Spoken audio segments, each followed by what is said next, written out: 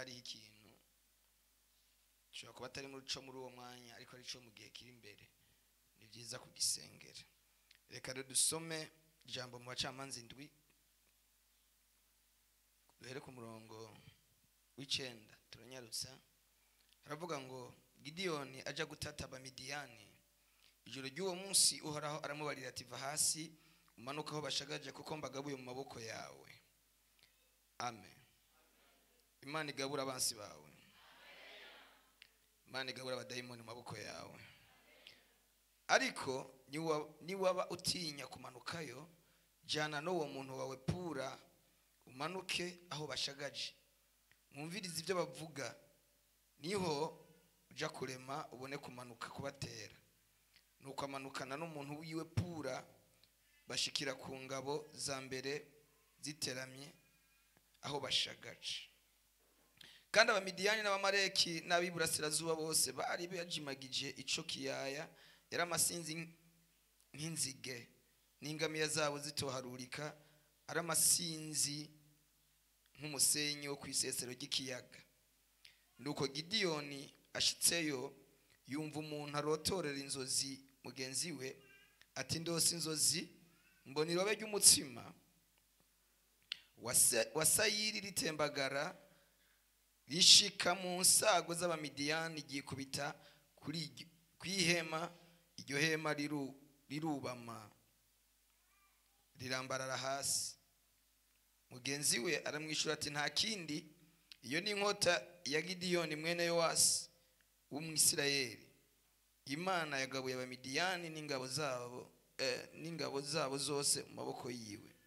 Nuko Gideyoni yumvise izo nzozi nuko zisobanuwe ashima Imana, asubira mu nsago z'Abisirayeli arababarira ati nimukure hasi kuko Uhoraho agabuye ingabo z'Abamidiyani mu maboko yanyu. Amen. Niri jambo nshaka tuvugane ku nzozi, ku ndoto. Ubuzima bwacu, imibereho yacu irafitanye isano n'ibyo turota. Inzozi turota zose, inzozi ziri uburyo bubiri, ziri uburyo butatu turota. Hari inzozi za mbere turota zivuye ku buruhe cyangwa zivuye ku byo twiriwemo, ibyo wiriwe uravuga, ibyo wiriwe urabona, abo mwaganiriye, hageze mu ijoro ubwonko bwawe bukabigarukana. Hakaba n'inzozi zindi ziva ku badayimoni. Hakaba n'izindi nzozi zigira gatatu ziva ku Mana. Amen. Izi nzozi Gideyoni yarose zari zivuye kuki?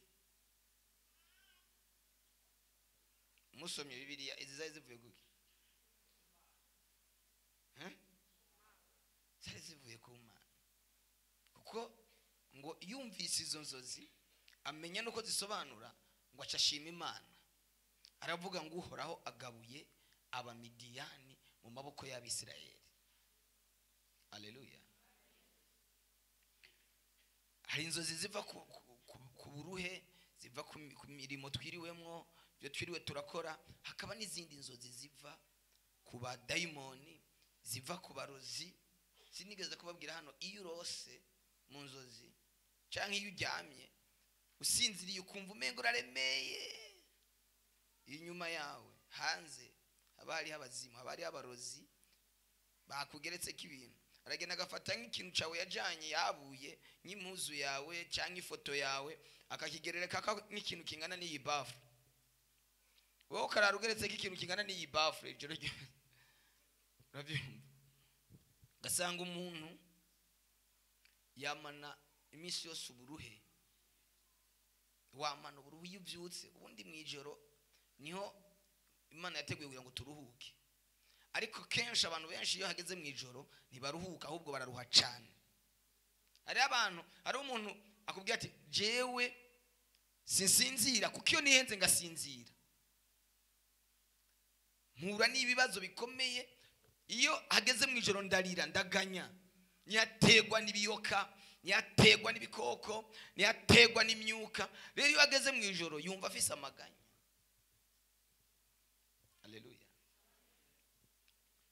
mvuga ibintu nka bingahe abantu bakunda kugira mu nzozi kandi bifise ubusobanuro, ko ni byinshi twavuga. Abantu benshi bakunda kurota mu nzozi bifise ico bivuze ku buzima bwawe. Haleluya. Benshi hari abantu bakuze mugabo ugasanga ari kararota aguruka kandi akuze. Ubundi zijya nzozi zo kuguruka kenshi zikunda kugira abana batoya abadoresa, ariko kuzirota wewe ufise imyaka 80, 50, 40, 30 kuguruka ni ikintu kibi. Muri mwe nta urabirota? Ninde amaze kubirota? Wewe wibajije ko kurosa ibiki? Wibazaje ko kurosa ibintu byiza, kabona uvuye ku musozi wa ugurukiye ku wundi, ngo Imana yangendeye narase ndikunda.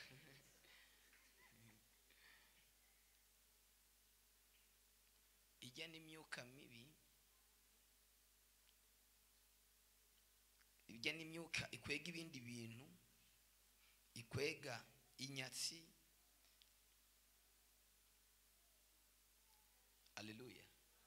Ituma umuntu atakintu amara mu mwanya, atakintu utebamwo, umugisha wawe utawutebamo. Kuro turi kuraguruka, nimba warabirose mukanya turasenga tubisambure bikuve ko mu izina rya Yesu. Abandi bakarota bariko baroga mu mazi, mwibahari, mu kiyaga, mu ruzi, ukabona uri kuroga ugwana n'amazi, ugwana n'imipfunda. Igihe cyose uzorota zijya nzozi uzomenye kugira winjire mu kigeragezo. Uzomenye igihe urose uri kuroga ugwana n'imipfunda, uzomenye ngo ngomba ninjire mu kigeragezo. Ufata umwanya wo gusenga usambura ikigeragezo kigira kize ku buzima bwawe. Abahagira hazi intambara, ashobora guca hazi ikibazo c'ingwara cyangwa ikibazo mu kazi ukora mu buryo butandukanye. N'ibigeragezo by'abadayimoni biba bigira bize ku buzima bwawe. Cyo ndahejeje sinteba. Kindi kintu kigira gatatu abantu bakunze kurota ni ikintu cyo kurota ubuzima bwa kera. Ugasubira inyuma ukabona uri mu buzima bwa kera, uri wanyu, uri ku musozi w'iwanyu, uri ahantu wavukiye, uri ahantu wakuriye, uri ahantu wabaye cyane, ukabona inzozi zagusubijeyo. Numwuka wo kudusubiza inyuma mu iterambere, numwuka wo kudusubiza inyuma mu byo dukora, numwuka wo kudusubiza inyuma mu byo ducuruza. Iyo uri kuracuruza kenshi iyo birose ucushita ucuhomba. Igihe urose wasubiye muri bwa buzima bwa kera, ukarota wasubiye muhira, ukarota uri ku musozi iwiwanyu, ukarota uri muhira hajya wakuriye ruguru. Numwuka wo kugusubiza inyuma. Aho kurota uri muri Amerika, aho kurota uri muri Canada, aho kurota bagiye Dar es Salaam kurangura, aho kurota urota wasubiye ibwana. Izo ndoto zikure kure mu izina rya Yesu.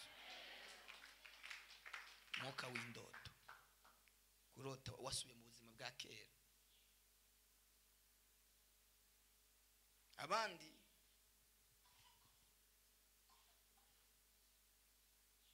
Abandi bakarota bari ku ishure. Ndiko mvuga ibintu byinshi bicangatiranije, umwe wese arumva kiwiwe kugira ngo twihute n'umwanya dusenge. Abandi bakarota basubiye kwiga, uri muri primaire wambaye uniforme kaki cyangwa uri muri secondaire. Abandi bakarota bari mu ma examen, ibibazo byashushe, ubwonko bwashushe, ariko wagira kuri point final, wagira ku nyishu yanyuma kayibura. Ushakisha igero kwandika kandi wari agafindo wari wagakoze neza. Haleluya. Ubufindo mu Gifaransa babwita gute? Problème ni iki?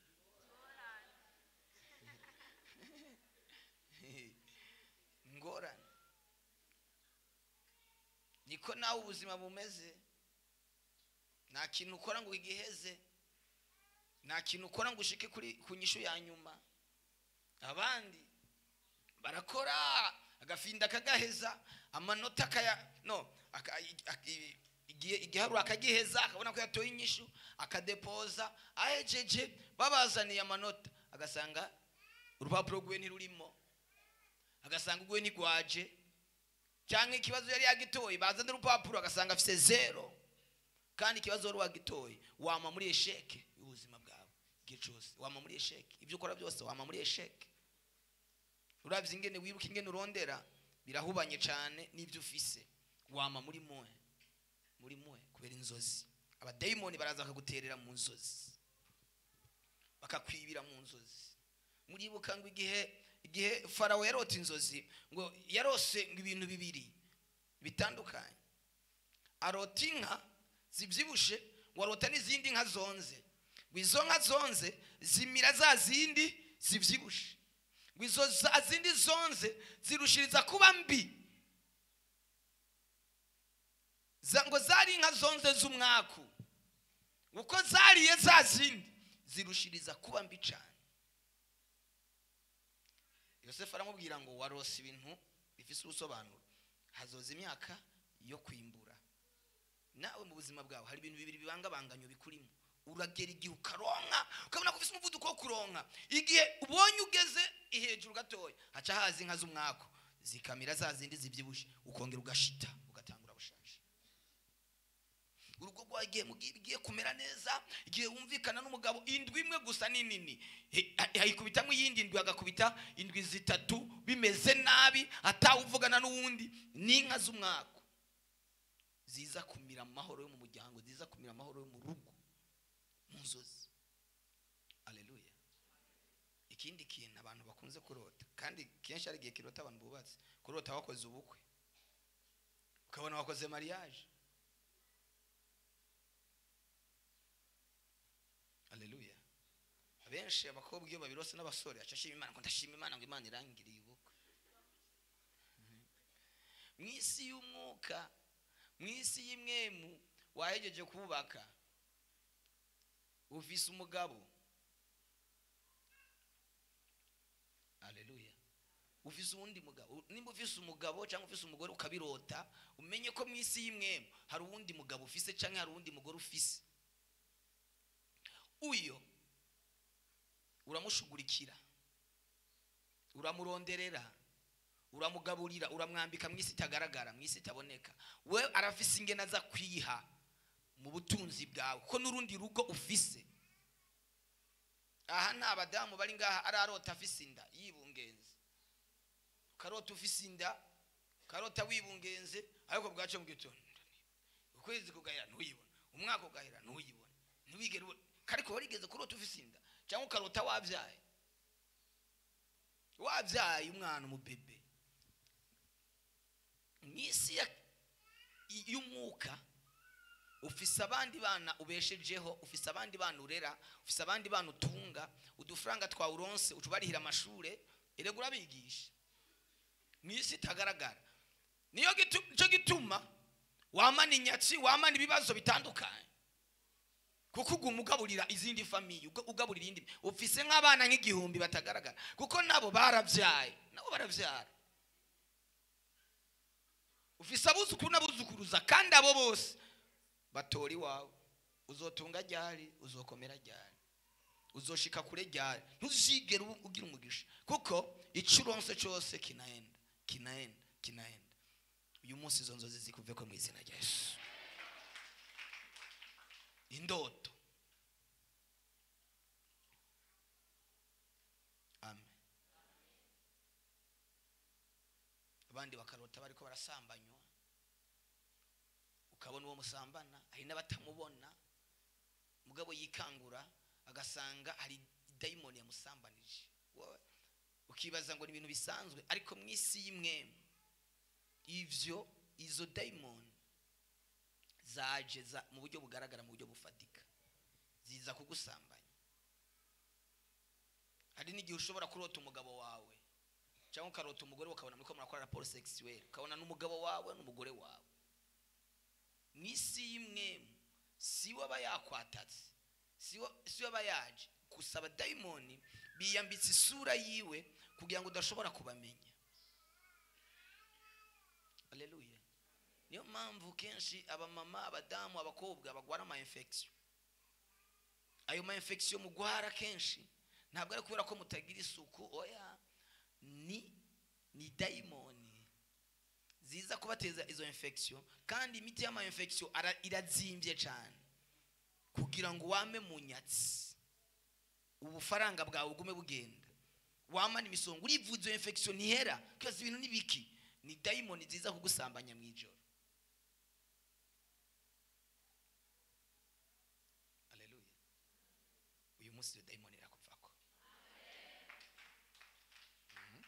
Irakuvako. Indoto ni ikintu gihambaye, ni ikintu gikomeye. Igihe urose wagize ubukwe, usengera urugo rwawe, Shetani abasha kurusambura mu buryo bugaragara cyangwa akarusambura mu buryo butagaragara. Urugo rwawe rukabomoka, famiye yawe igasambuka, kubera ko byatangiriye mu nzozi, byatangiriye mu ndoto. Ariko uyu munsi uvyiyambure. Kandi urugo rw'abantu bari bakundanye, abantu barafitaniye ubumwe, abantu barafitaniye imigendanire myiza, rurasambutse. Kaze ibi nibiki bibaye, abantu bose bagatangara. Nawe si wewe ukumva muri we haje ikintu cyo kwanga umuntu mu bantu. Uzi ko ari abantu hano bubakanye n'abantu babanye imyaka 10, 15, 20 mugabo badakunda uwo babana, bavuga ati nakundi sino turugo. Ariko mbere wari umukunda, wumva umukunze, wumva ari sheri wawe, wumva. Ariko inyuma y'iminsi mikeya wumva urukundo rurakamutse, rurakuvuyemo. Ukwiye kwiyambura iyo daimoni. Ni mu nzozi, bihera mu ndoto. Biri iyo myuka ikwataka igutera mu ijoro, bigatuma ubuzima bwawe bwononekara. Amen. Kamvuge ikintu kimwe cyo dusenga. Ni inzozi z'abantu barota bajya mu ijoro, karota uri kurajya akanyama, gafiriti, ikintu cyose urota uri kurajya mu nzozi, ntabwo uri kurajya. Abadaimoni bariko barakugaburira. Umenye ngo uri kuragaburirwa n'imyuka. Uyu munsi izo ndoto zihagarare. Izo ndoto zo kura turi kuragaburirwa ibinyama, turi kuragaburirwa ibyo kujya runaka, izo ndoto zikuveko. Abandi bakarota basangira n'abantu muri famiye ze wabo bazi bapfuye. Uraza umuntu neza yapfuye, mwaramuhambye, ukabona araje, ni nyokuru wawe, ni mama wawe, ni mukuru wawe, n'umuntu runaka mu muryango w'iwanyu, ukabona araje mwicaye ku meza ko muradiringa musangira. Haleluya. Hari n'ababarota, ntiharote bakora sangira, mugo ukabona muri kumwe, uko muragendana, uko muraganira, ukaryoherwa ngo mana ngo wakoze, ngo wanyeretse mama wanje, ngo wanyeretse ngo papa wanje ngo yangendeye. N'umwuka mubi. Haleluya. Nimba bishise ukabirota uri nk'umukobwa cyangwa kugira ngo wubake biragoye, kugira ngo ukore ubukwe, kugira ngo ukore mariage biragoye. Amen. Ariko Imana ntabwo ibitubwira cyangwa ntabwo ibivuga kugira ngo twumve ko bibaho, dusanzwe tubizi ko bibaho. Ariko igituma niko ndabivuga ni giki, ni ukugira ngo tubisambure, kugira ngo tubyikure ko.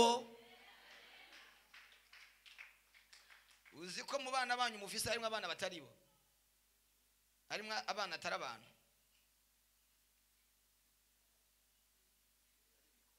Wowe urabye kajya kana kawe ukuntu kameze, karabigiriya mico yako, ntigasa na se, ntigasa na nyina mu mico, nta muntu n'umwe basa mu miryango mu mico, nakarumenga nyine kakurutse kavuye ahantu.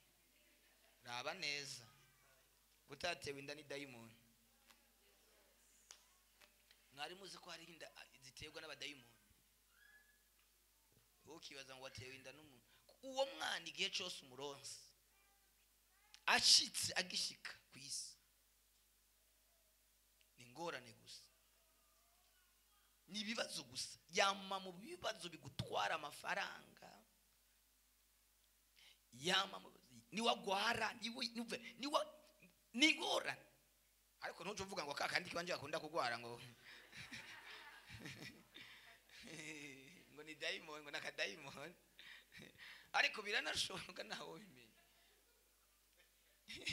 ariko siko mvuze nuje utanga gukanga ati yemwe tinavyayi daimon ariko birashoboka ko abantu ariko si mwebwe ntabwo ari mwebwe nabantu bahandi bariko barakurikirana kuri YouTube bategwa niyo myuka bakavyara amadaimon.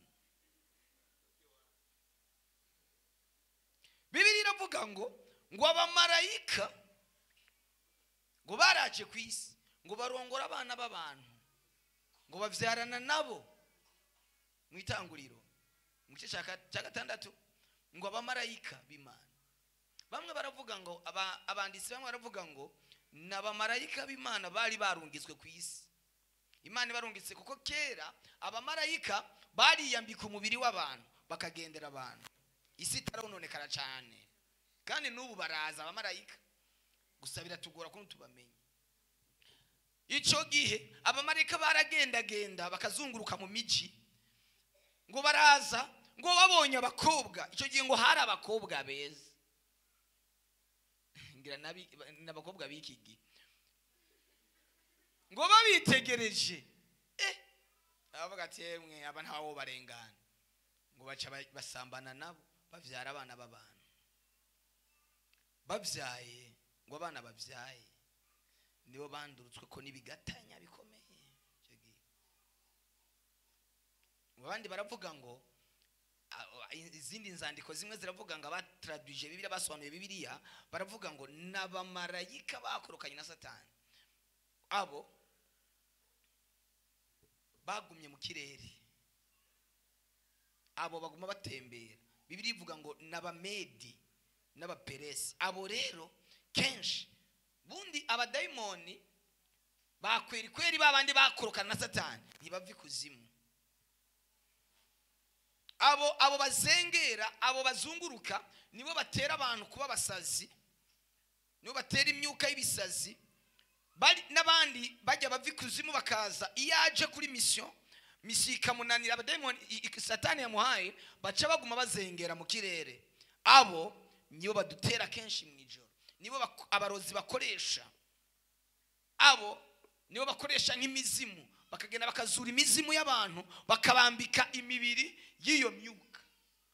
Iyo bazuye umuntu baca bamwambika ishusho cyafati daimoni bakayambika ishusho y'uyo muntu bazuye umwuka w'uyo muntu bazuye. Ukabona umuntu araje mu nzozi kumbe bagiye bazura isura yiwe bayambika isura y'kidaimoni. Haleluya. Hajya ugiza amahirwe ukagira ishuri kugasenga wogera gucyo ukazubona iyo muntu warubonye ahindutse nk'akanyegeri ahindutse nk'inzoka ahindutse nk'isazi kuko abadaimoni baza mu mibiri y'ibikoko bagaca biyambika isura z'abantu. Hasi mvuze inzozi turota nazo z'ibikoko tubona mu nzozi: inzoka, imbwa, ingurube, ibiyabu. Urumva ibyo byo mubibona live bibarara ko live kubera kakayabu aragakoko kabana n'abantu abarozi barakitiza cyane. Kadusenga masaharagiye bona sifiwe. Kubera iki ugenderwa n'abarozi kandi wogenderwa n'Imana? Kubera kugenderwa n'imyuka y'ikuzimu kandi wogenderwa n'Imana? Ndagomba muri iki gitondo inzozi urota zihinduke urota inzozi zivuye ku Mana. Urota inzozi zivuye mu ijuru. Abandi barose ukarota inzoka ziguruka zijya bazita mwisi imwe mu bazita abakerubi. Ni za zindi zaza kujya Satani arazitiza abakerubi n'abamarayika bo mu ijuru. Ariko Satani yaritijije iryo zina. Reka ndababaza ikindi kintu kimwe. Mwebwe muri bazi impamvu ku mafarmasi logo za farmasi hari kinzoka? ni kubera iki? Ku logo ya farumasi ni inzoka zose. Farumasi ya logo ya farumasi ni inzoka. Kirangantego cha farumasi ni inzoka. Tuzokivugana ko kindi gihe icyo bisobanura. Haleluya. Reka dusenge. Muhaguruke ndabasengere. Mwarose inzoka zibajya, murota imbwa zibajya, murota ibintu bitandukanye. Ugomba kwiyambura, kwikunkumura uyo mwuka mu izina rya Yesu. Urote neza. Urote neza. Tusigaje iminota 6. Abariwe n'inzoka, abarose baguruka, abarose bariko barajya baze hano imbere.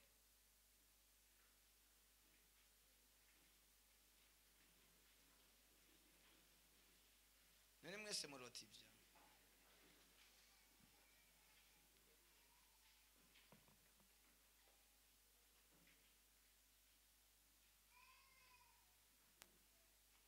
Nitwese senge muri rusange. Musogeze izikiti inyuma. Senge Imana. Amen.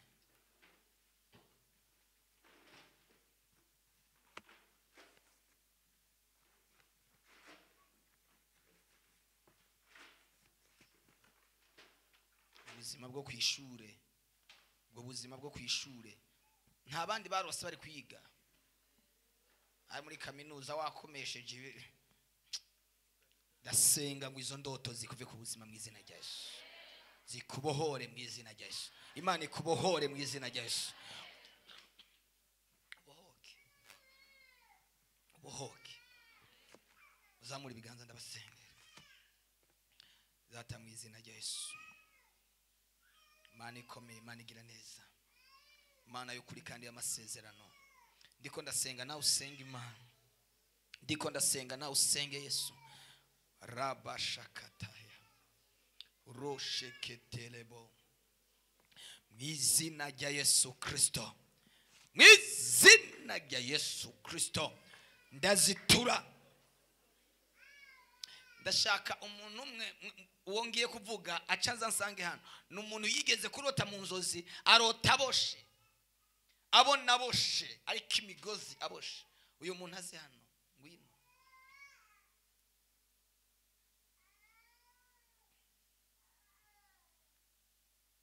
Egira umuntu mu bakozi Imana ngwino inyuma. Ngwino wewe Jean Baptiste. Abandi bandanya gusenga. Tekereza kurota uboshe. Uri kibiziriko. Abandi mwegereye. Sigarane n'abaguke babiri. Musenge Imana, musenge bandanya gusenga. Senga mu bushobozi bwa Yesu. Mu izina rya Yesu. Aba bantu ndabazituye. Aba bantu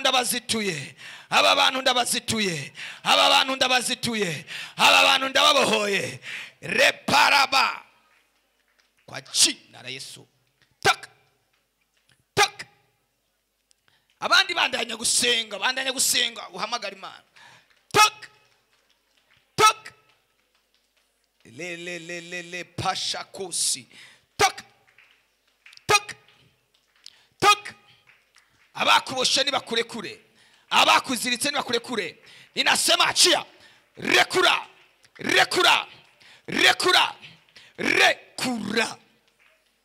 Tak. Ndakuzitura vako kuri ibyo biziriko.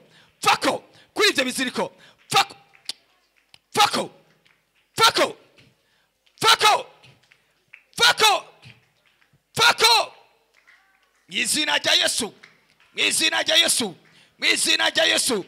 Toka. Rekura. Toka. Mwizina rya Yesu. Rekura. Murekure.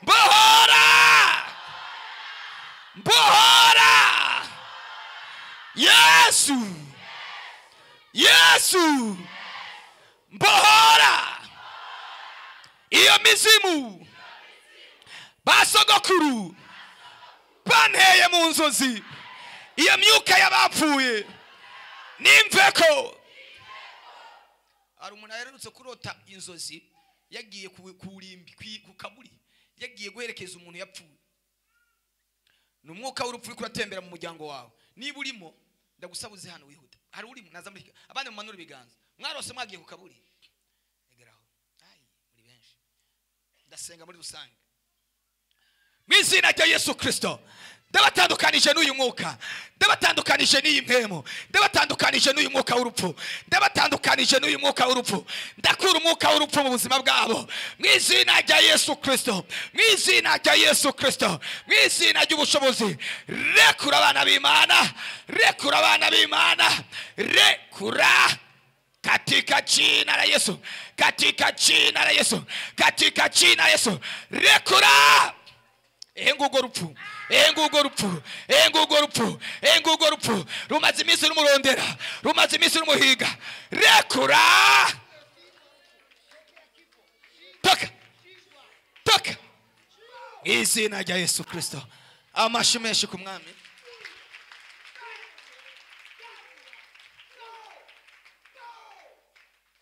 Mwicare, ntawo bivamo ngo biheze, bindi turebandanya nimugoroba. Muhava muca murara, bindi turebandanya ku mugoroba.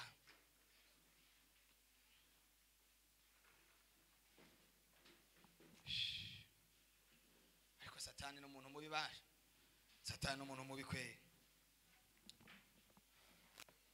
Ariko Yesu nawe yaje kudukiza ngo aduhe ubuzima busagutse. Haleluya, aduhe ubuzima busagutse. Ku mugoroba, mugoroba turabandanya saa 10. Mwigora umuntu wese atumira umuntu arushe, uzi ko aremerewe. Imana yambwiye ko muri iyi ndwi y'aya masengesho irabaha igitinyiro cyayo, irabashira igitinyiro cyayo. Barakuhangaye kenshi, bakugirira nabi kenshi, ariko Imana iragushaka igitinyiro cyayo.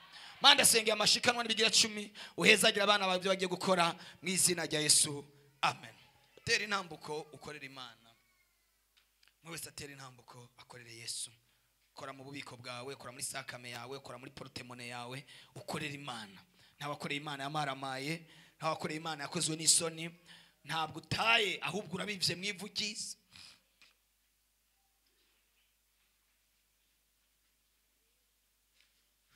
Ubivye mwivugiza.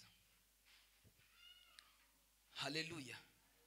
Ku mugoroba ni misi